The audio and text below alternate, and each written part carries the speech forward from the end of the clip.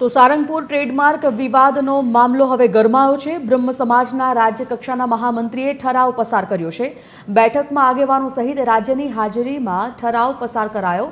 આ મામલાને તાલુકાથી ગ્રામ્ય સ્તર સુધી લઈ જવાની પણ સમાજે ચેતવણી આપી છે।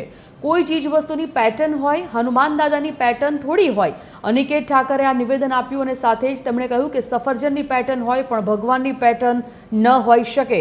ઠરાવ પસાર કર્યો છે અને આ મામલો બરાબર સમજો। બ્રહ્મ સમાજની ભગવાનની મૂર્તિ સહિતના પર ટ્રેડમાર્ક ન હોવાની માંગ કરાઈ છે। કોપીરાઇટ નો મુદ્દો પર ચગ્યો છે ત્યારે હું શ્રી સમસ્ત ગુજરાત બ્રહ્મ સમાજ રાજ્યકક્ષા તરફથી એક ઠરાવ માંગુ છું। જયેશભાઈ, આ ઠરાવ નોંધી લેજો। જો તમારો ટેકો હોય, અનુમતિ હોય તો આ ઠરાવને અહીંયા મંજૂરી આપજો।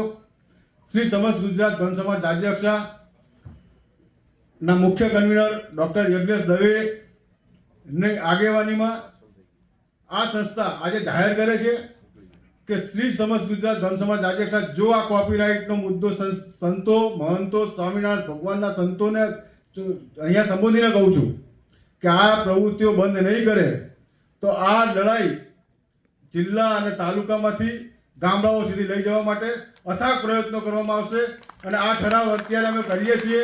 જો આને મંજૂરી આપવી હોય તો ભરતભાઈ, અશ્વિનભાઈને વિનંતી કરું છું કે મંજૂરી આપે, ઠરાવને મંજૂરી આપે। યુગની અંદર જે યુગની અંદર આજે આખો દેશ જઈ રહ્યો છે, આખું વિશ્વ જઈ રહ્યું છે, ત્યારે ભગવાનની પેટર્ન આ ખૂબ મોટો વિષય।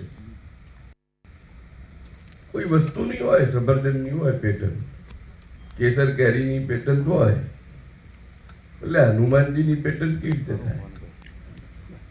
આપણને બધાને આ વસ્તુ આશ્ચર્ય તો લાગે છે।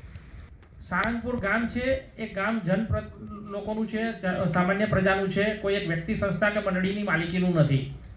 એ જ રીતે ભગવાન હનુમાનજીની પ્રતિકૃતિ છે તો આપણા આદિકાળથી આપણા હૃદયમાં વસેલી છે કે હનુમાનજી આ પ્રકારના હોય, શિવજી આ પ્રકારના હોય, પાર્વતી આવા પ્રકારના હોય। તો એની કોઈ પણ વ્યક્તિ, સંસ્થા, મંડળી કે ટ્રસ્ટ છે પેટર્ન કરાવી શકાય નહીં, એના વ્યાપાર અર્થે મૂકી શકે નહીં। આ જો ટ્રેડમાર્ક થઈ જશે તો શું થશે? આપણા કથાવાચકો પર હુમલો થશે। કેમ? તો કે એનો ફોટો મૂકીને કથા નહીં થાય। ફોટો ફ્રેમ કરીને જે ભગવાનને છબી વિતરણ કરે છે એ લોકોને પણ નુકસાન થશે કે એની પેટર્ન આપવી પડશે ત્યાં સારંગપુરમાં। તો આ પેટર્ન છે ને એ કાયદો સરકારે પણ આનો સુઓ મોટો કરી અને આ રદ કરવો જોઈએ।